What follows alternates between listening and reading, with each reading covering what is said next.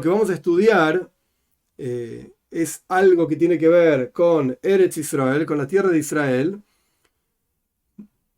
Es un texto que escribí yo hace un tiempo, hace como 4 o 5 años o más, como 6 años, porque me pidieron desde la Municipalidad de La Plata, estaban haciendo un libro sobre diferentes tipos de inmigrantes. Por supuesto, ustedes sabrán muy bien, y por la mayoría de los apellidos de ustedes, si no el 100%, en Argentina somos un pueblo de inmigrantes, todos.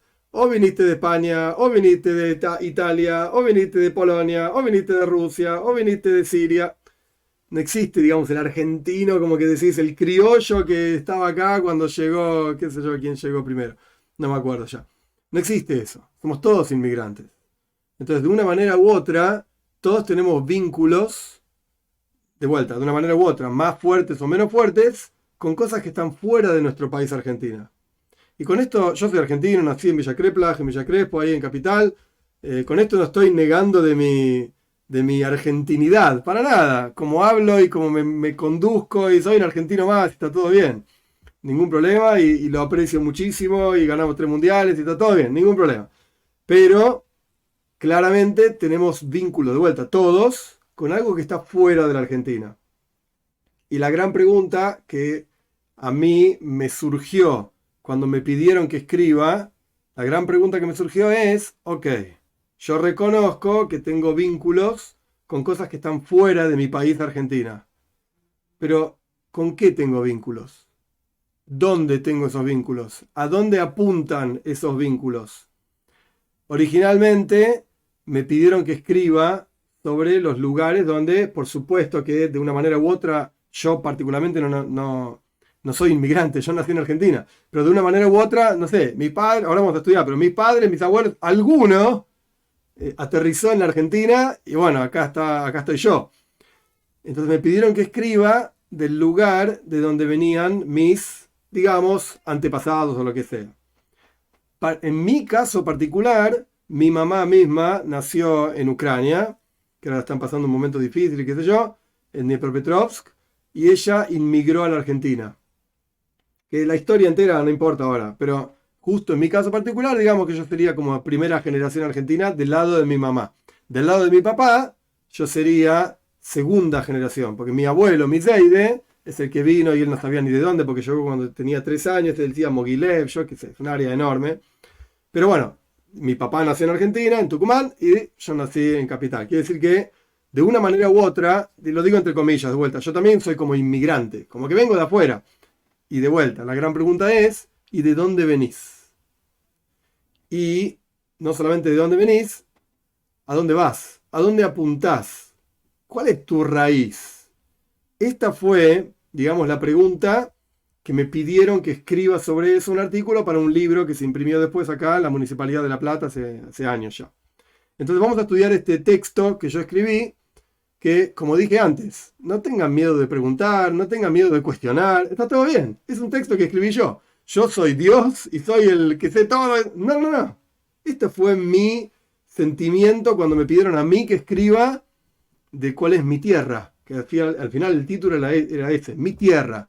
Y por supuesto, así como escribí yo sobre eso, hubo otra gente que no tiene nada que ver ni con nosotros ni con nada, gente de La Plata, de la ciudad de La Plata, que por supuesto es una ciudad de inmigrantes también, como muchas otras ciudades de la Argentina, y en particular la ciudad de Berisso, que está acá pegada a La Plata, es la capital provincial del inmigrante, y hay montones de comunidades, y es muy interesante cómo conviven entre ellos, es un lugar interesante de la provincia, es muy chiquito, pero es muy interesante lo que pasa ahí. Entonces, de vuelta, dentro de esta interpelación de ser inmigrante o ser hijo de inmigrantes o algo así, ¿cuál es tu tierra? Esta era la consigna. Y esto es lo que escribí, pero un segundito que vamos a compartir la pantalla. Denme un segundo, acá está. Share. Ok, ¿ven todos el texto? Perfecto. Lo vamos a leer juntos. No es que necesiten que yo se los lea porque ya saben leer, no hay ningún problema. Pero la idea es ir viendo juntos cómo va desarrollándose esto que, de vuelta, lo repito, es una idea que me pasó a mí, me surgió a mí y lo sentí yo en ese momento cuando me pidieron que escriba de mi tierra. El dibujito que está ahí, obvio que es un dibujito de la tierra de Israel y nada más, no es más que eso, es un dibujito de geografía y eso es todo. Mi tierra. Inmediatamente surge la pregunta, ¿cuál es mi tierra? Porque si definimos mi tierra, entre comillas, como el lugar de procedencia de mis antepasados, podríamos decir que mi tierra, entre comillas, corresponde a lugares como Polonia, Rusia, Ucrania, Siria. Ok, yo particularmente hablando no soy descendiente de Sefaradim, de judíos, digamos, que vienen de Siria, España, etcétera, sino Ashkenazim, de judíos que vienen de Europa.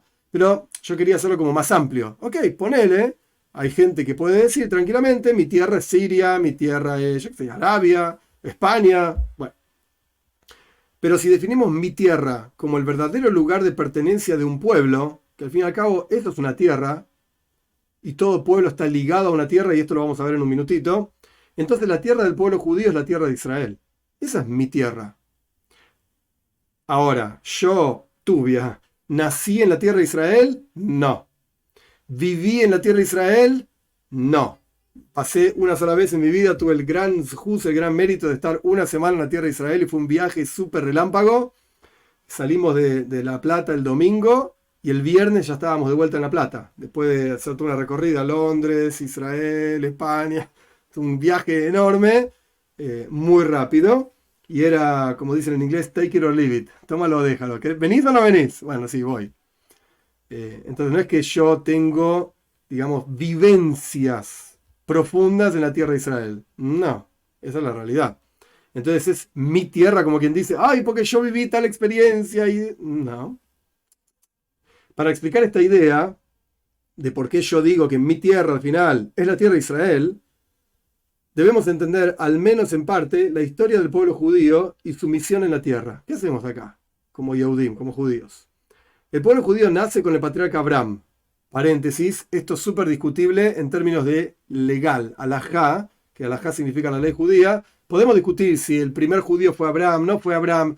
Esto es un relato, digamos, light, simple, sencillo, sin entrar en la profundidad de los detalles de la ley judía, dónde surge el pueblo judío. Lo podemos discutir si quieren, pero digamos, el pueblo judío nace con el patriarca Abraham, a quien Dios mismo le promete, a tu descendencia entregué esta tierra, y ahí dice dónde está escrito, etc., haciendo referencia a la tierra de Israel. Esta tierra es la tierra de Canaán, en ese momento, por donde Abraham estaba viajando en aquella época, la tierra de Canaán.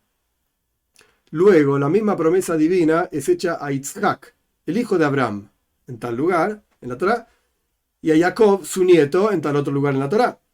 Pero no es sino hasta la salida de los descendientes de Abraham, Yitzhak y Jacob de la tierra de Egipto, no sé si saben un poco de la historia o no, pero es un mini clase de historia, donde fueron los judíos o los descendientes de Abraham, Yitzhak y Jacob en la tierra de Egipto, esclavos en una tierra extraña, como dice la Torá, y la posterior entrega de la Torá en el monte Sinai. No fue hasta ese momento que esta familia se transforma en el pueblo judío. Entonces, si ven acá, es muy sutil, yo intenté hacerlo lo más simple posible, pero para quien conoce un poco de leyes y judaísmo, etc., el pueblo judío, técnicamente hablando, nace en el monte Sinai, no nace con Abraham. Abraham, de vuelta, técnicamente hablando, no era judío. No, era un no judío que se comunicaba con Dios y que, bueno, tenía todos sus grandes méritos y una personalidad súper importante. Pero técnicamente hablando, el pueblo judío nace en la entrega de la Torá, en el monte Sinai. Ahí, una familia, de vuelta, descendientes de Abraham, Isaac y Jacob, esto se transforma en el pueblo judío. Ok. Un pueblo que nace en medio de un desierto. O sea, no asentado sobre su propia tierra. En medio de una travesía desde la esclavitud hacia una tierra prometida, pero que ningún individuo de este nuevo pueblo había visto ni vivido en ella. O sea, cada uno debería preguntarse a sí mismo, ¿qué es un pueblo? ¿Qué define a un pueblo? En la mayoría de los casos, pero me animaría a decir 99,9 periódicos de los casos, un pueblo es definido por una tierra, por un lenguaje, por una cultura común de un grupo de gente.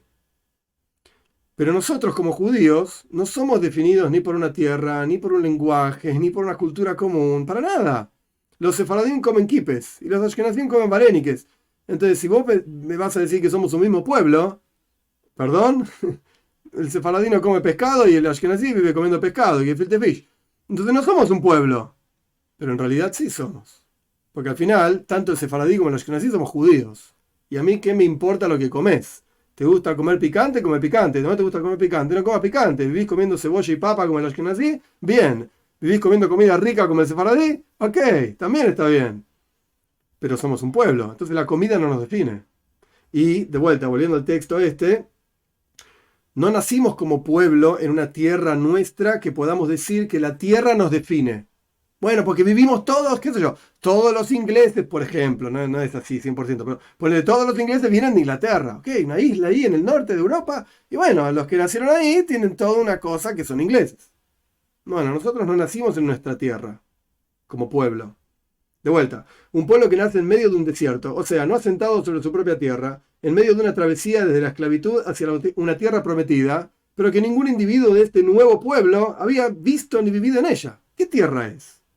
En otras palabras, el nacimiento del pueblo está intrínsecamente ligado a heredar en la práctica, a poblar una tierra prometida por Dios a los patriarcas del pueblo. No nacimos en nuestra tierra, estamos esperando llegar a nuestra tierra. Eso es lo que nos hace un pueblo. Ah, sí, todos vamos a entrar en la tierra de Israel. Continuando con la historia, el pueblo judío ingresa en la tierra, la transforma en la tierra de Israel, porque antes era la tierra de Canaán, y vive sobre ella por más de 700 años, hasta que son exiliados por la conquista del imperio babilonio, con Nebuchadnezzar, y bueno, hay montones de cosas para contar sobre esa conquista, la destrucción del primer templo, la conquista, etc. Pero en la práctica, ¿cuánto tiempo viviste en esa tierra? Ponele 700 años, un poco más, pero ponele 700 años. Si vos le preguntás a los ingleses, como para tomar un ejemplo nada más, ¿hace cuánto tiempo que viven los ingleses en Inglaterra? Y no hay una memoria de cuánto, yo qué sé. Siempre estuvieron ahí los ingleses. Nosotros no. Nos fuimos, vivimos ahí y después fuimos exiliados de vuelta por la conquista del imperio babilonio. Retorna este pueblo a su tierra luego de 70 años. Permanece en ella por más de 500 años. ¿Cómo? Ah, pensé que alguna había preguntado. Permanece. Sí, no escuché. Ah, ¿se cortó? Ok, vamos de vuelta. Retorna a su tierra luego de 70 años, permanece en ella por más de 500 años y vuelve a ser exiliado, esta vez por el Imperio Romano. Un exilio que continúa hasta el día de hoy. Entonces acá se ve clarísimo que nosotros no nos definimos necesariamente por una tierra, porque si te vas a definir por la tierra, y vivimos muy poco tiempo en esa tierra. Me animaría a decir, ponele no todos, porque es demasiado, demasiado, pero muchos pueblos de la tierra viven en sus tierras hace mucho más tiempo que nosotros. Nosotros tenemos 700 años más 500 años que vivimos en la tierra de Israel, que era nuestra tierra con nuestras leyes, con nuestros reyes y qué sé yo. Nada más. Los ingleses están hace más tiempo en Inglaterra. Los franceses hace más tiempo en Francia, más allá de la conquista romana, yo qué sé, los galos. Casi todos los pueblos. Los mongoles están en Mongolia hace más tiempo que nosotros, en nuestra tierra. Si bien siempre hubo un asentamiento judío en Tierra Santa, ininterrumpido por más de 3.300 años, y hace casi 70 años se fundó un Estado judío sobre ella. El hecho de no estar todo el pueblo judío viviendo allí significa que el exilio diaspórico continúa. Seguimos en exilio. De hecho, hay que entender qué significa la palabra exilio. Exilio no significa que estamos fuera de la tierra de Israel. Yo estoy sentado en La Plata dando una clase, estoy fuera de la tierra de Israel, estoy en exilio. Si vos estás frente al Cótel, frente al Muro de los Lamentos, el lugar más santo de la tierra, el lugar más impresionante de toda la tierra de Israel, estás en exilio. Porque el concepto del exilio es algo espiritual. El concepto de exilio significa que no vemos la presencia de Dios. No lo vemos a Dios caminando al lado nuestro, junto con nosotros, como va a ser Dios libre, Dios quiera, iba a decir al revés, Dios libre igual, Dios quiera, rápido con la venida de Mashiach, etc. Eso es redención, eso es salir del exilio. Nosotros vivimos en el exilio, no lo vemos a Dios. Surge entonces que desde su mismo nacimiento el pueblo judío viajó por tierras extrañas, añorando y deseando ir o retornar a su tierra. Esto es lo que nos define.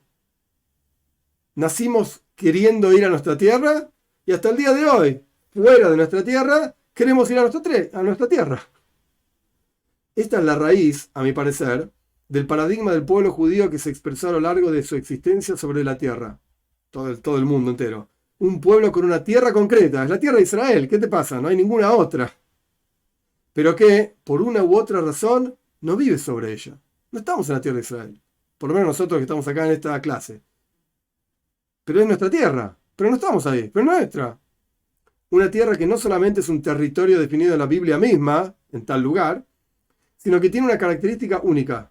Es una tierra que cuenta con una supervisión particular de Dios. Como está escrito en tal lugar en la Torá, siempre los ojos de Dios están sobre ella, desde el comienzo del año hasta el final del año. Más aún, es la tierra elegida por Dios para construir su casa, la de Dios, el gran templo en Jerusalén, como está en los Salmos, y es solamente allí donde el pueblo judío puede cumplir su misión, su razón de ser sobre la tierra. ¿Para qué estamos acá?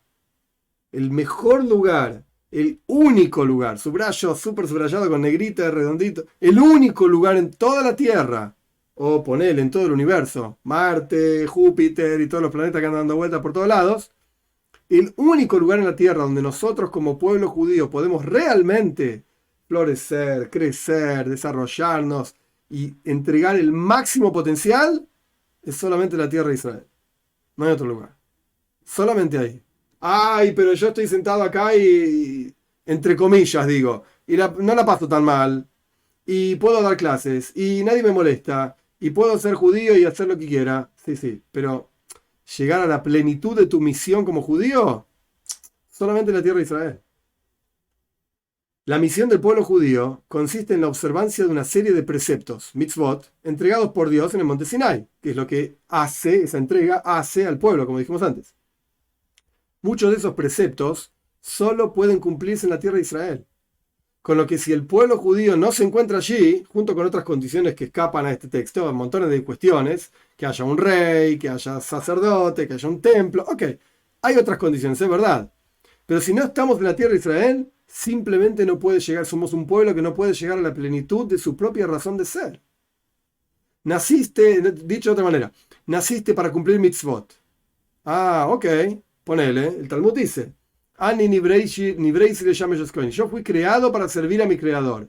¿Y qué significa servir a Dios? Cumplir los preceptos. Estudiar la Torá y cumplir los preceptos. Ah, ok. ¿Cuáles son los preceptos? Tales, 613 cosas. Ah, ok. De esas 613, la mayoría se cumplen en la tierra de Israel. Solamente. O ponele muchos, si no quiere decir la mayoría. Entonces, Dios, ¿no? ¿Cómo me pide a mí que yo haga algo y con eso yo llego a mi plenitud como ser humano, pero no vivo en la tierra de Israel? Entonces no lo puedo hacer. ¿Qué tengo que hacer? Y andate a la tierra de Israel. ¿Qué haces sentado en La Plata? No hay otro lugar donde podés estar, donde realmente podés llegar a la plenitud tuya como ser humano. Obvio, uno puede preguntar, ok, entonces ¿qué haces sentado ahí? ¿Por qué no te fuiste? Ok. Cada uno tenemos nuestras limitaciones, es verdad. Pero si me preguntás dónde debería estar cada judío o cada judía, sin duda en la tierra de Israel. No hay ningún otro lugar. Esto es, en otras palabras, una forma de ver la impresionante conexión entre el pueblo judío y su tierra. El pueblo elegido por Dios habita la tierra elegida por Dios. Y solamente allí puede realmente llegar a su propia plenitud como pueblo y cada uno como individuo. El ejemplo para comprender esto es el de un viñedo. Este ejemplo, yo no me acuerdo ahora, no lo escribí acá. Este ejemplo está en el libro que se llama Kuzari. Es un libro extremadamente interesante de Rabbi Yehuda. Rabbi Yehuda Levi, así se llamaba el autor, aproximadamente año 1100, por ahí. Es un libro de filosofía judía, en donde es la discusión, o la charla, mejor dicho, entre un rabino, Rabbi Yehuda, y el rey Kuzar, de los Kuzares. Que hay quien dice que fueron los Casares, qué sé yo, no importa el detalle. La cuestión es que él trae ahí este ejemplo de cómo es que el pueblo de Israel florece y realmente se desarrolla y llega a su plenitud solamente, y subrayo con negrita y circulito y resaltador, solamente en la tierra de Israel. El ejemplo para comprender esto es en forma simple es el de un viñedo. El viñedo no prospera de la misma manera en cualquier tierra. Necesita de un clima específico, un suelo determinado y así sucesivamente. Por supuesto, nosotros en Argentina sabemos muy bien que los vinos vienen del Cuyo. No hay buenos vinos, yo qué sé, en la provincia de Buenos Aires. Muy lindo. Vos querés un buen vino, tiene que ser de Mendoza, San Luis, San Juan. Ahí crecen las uvas. Es verdad, las manzanas crecen en Río Negro. Buenísimo, es un ejemplo nada más el viñedo. Las uvas necesitan un clima especial, una tierra especial. Y yo puedo plantar uvas en el patio de mi casa. ¿Van a crecer bien? No sé, yo nunca probé, pero dudo que crezcan igual que crecen en Mendoza, por ejemplo. Sin duda. De la misma manera, el pueblo judío sería el viñedo del ejemplo, y la tierra de Israel es el suelo fértil donde ese viñedo puede llegar a su máximo rendimiento. Las uvas que van a crecer en el patio de mi casa van a ser uvas, pero probablemente sean más amargas, o no crezcan mucho, o no crezcan bien, etc. Esta perspectiva de la historia y de la misión del pueblo judío nos ayuda a entender que el judío tiene una relación muy particular con la tierra de Israel. Una relación que lo acompaña a todos los lugares donde va, que inclusive lo acompaña en los rezos diarios, ya que el rezo debe ser realizado en dirección a la tierra de Israel. Esto es un versículo, vamos a rezar a Dios a través de la tierra de Israel. Y si estás en la tierra de Israel, tenés que mirar hacia Jerusalén. Y si estás en Jerusalén, tenés que mirar hacia el templo. Y si estás en el templo, tenés que mirar hacia el Kodesh HaKadoshim, el lugar más santo del templo. Tenemos una relación con un punto específico en toda la tierra. Que ese punto, por así decir, nos vincula con Dios en forma directa. Esto indica el anhelo y el deseo de vivir allí. Estamos constantemente mirando hacia la tierra de Israel. Esto marca una diferencia fundamental al respecto del anhelo y recuerdo de otros pueblos por sus tierras de origen frente al anhelo y recuerdo del pueblo judío por su tierra. En el caso de los otros pueblos, el anhelo y recuerdo es por paisajes familiares. Yo qué sé, las personas que recuerdan los Alpes suizos, bueno, se fueron a vivir a Bariloche, que tiene montañas y lagos y parece Alemania, parece Suiza, muy lindo. Porque recuerdan esas tierras de donde ellos vinieron. Lenguaje, costumbres, tradiciones locales. Eso es lo que otros pueblos, digamos, entre comillas, viviendo en el exilio, por ejemplo, los suizos viviendo en Bariloche o lo que sea, cada pueblo en su lugar, ellos recuerdan esto, cosas concretas que les son familiares.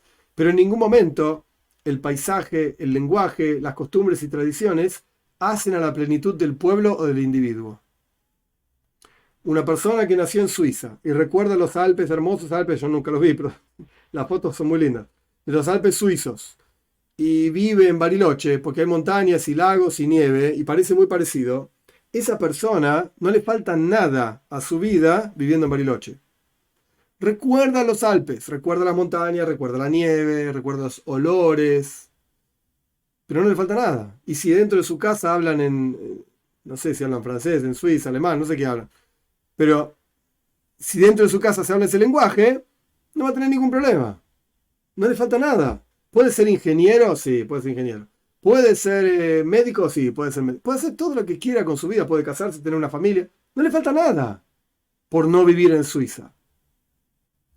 Es más, si logran encontrar características similares a los de origen en otras partes del mundo, pueden revivir su lengua, sus costumbres y tradiciones sin muchas dificultades. Como vemos, por ejemplo, en las colonias alemanas en el área de Bariloche. No tienen ningún problema.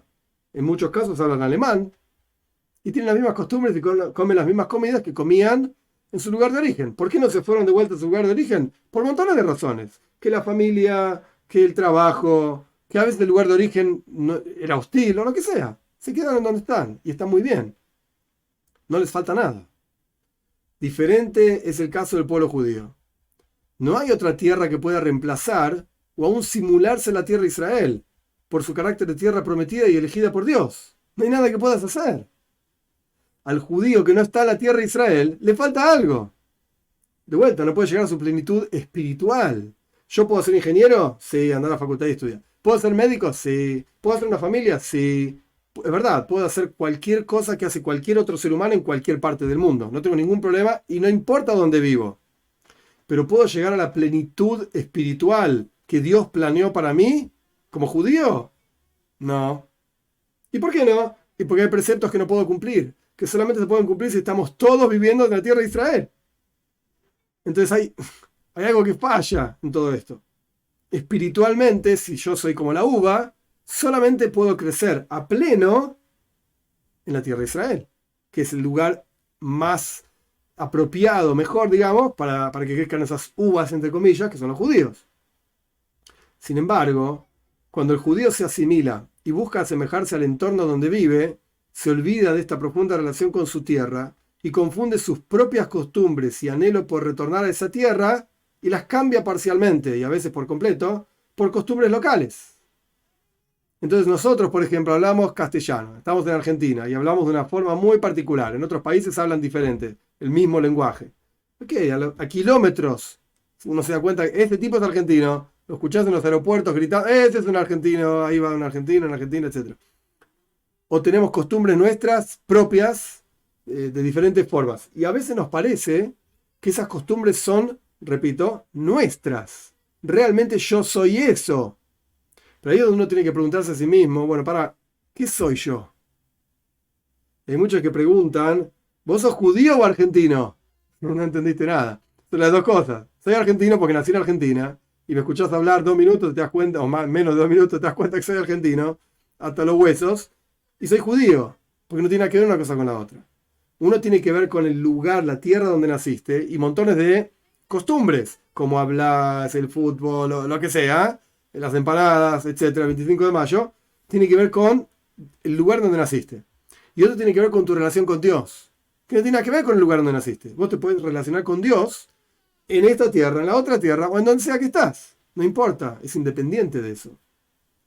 Entonces, este párrafo viene, digamos, a entender qué somos y quiénes somos. A veces cambiamos y pensamos que las costumbres nuestras, ¿quién soy yo? Pues yo soy un argentino, que nací en Argentina, y esto es lo mío. Ok, pará. Esto es lo mío, ¿verdad? Como hablo, porque nací acá. Pero esto es lo que me define como en mi relación con Dios. La respuesta es no. No.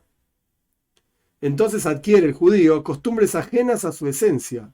Cambia su lengua, su forma de vestir y hasta los nombres que le da a sus hijos. En general, se transforma en un habitante más de su tierra actual, sea cual fuere. En este caso es Argentina, pero puede ser Bolivia, puede ser Colombia, puede ser Polonia, puede ser Rusia o África, yo qué sé, Sudáfrica, cualquiera. Pero en lo más profundo de su ser, sabe que no pertenece al lugar donde se encuentra. A veces es algo muy inconsciente. Y ese concepto, a veces consciente y a veces subconsciente, le da al judío fuerzas para continuar identificándose como tal, aún bajo las condiciones más desfavorables. Aún cuando te gritan por la calle, este y lo otro, sos un judío. Al final es eso. No importa dónde naciste. Por muchos años en el pasado y en muchos lugares del mundo, le fue prohibido al pueblo judío observar sus leyes. Prohibición que vino acompañada de persecuciones y masacres, como la historia es conocida. Sin embargo, hoy en día, en esta tierra fértil que es la Argentina, no se olviden que esto es un trabajo escrito para un libro en la Municipalidad de La Plata, etc. En esta tierra fértil que es la Argentina, el pueblo judío, así como tantos otros, cuenta con absoluta libertad para cumplir con sus leyes. Y lo garantiza nuestra Constitución argentina. Mientras vos no molestes al otro, las cosas privadas son entre vos y Dios. Ese es el texto, no las palabras exactas, pero ese es el texto de la Constitución. Tu libertad es, valga la redundancia, libre. Vos puedes hacer lo que quieras mientras no causes un daño a tu vecino. Esto es a nivel macro, es decir, a nivel amplio. Lo mismo ocurre a nivel micro, es decir, en esta ciudad de La Plata. No se olviden que esto era una cosa escrita para ellos. En muchas oportunidades a lo largo de muchos años pudimos ser testigos de la buena voluntad y ayuda concreta de los dirigentes de nuestra ciudad para facilitar la libertad de la religión. En La Plata en particular, ahí está la clásica ceremonia de encendido de las velas de Hanukkah en una plaza, que es una plaza importante en la ciudad de La Plata, y siempre hubo participación de la Municipalidad de La Plata. Así que se ve, digamos, en la práctica concreta que existe esa capacidad y posibilidad de expresión como cada uno quiere, de vuelta, sin molestar al vecino. Quiera Dios que este esfuerzo tan valioso por recordar las tierras de origen de cada colectividad que habita nuestra ciudad sirva para que cada uno pueda revivir sus raíces y podamos darnos cuenta de que, al fin y al cabo, todos los seres humanos somos hijos del primer hombre y la primera mujer. Todos surgimos del mismo lugar y cada uno con sus leyes, costumbres y tradiciones vamos hacia el mismo lugar. Ok, ahí digamos la firma.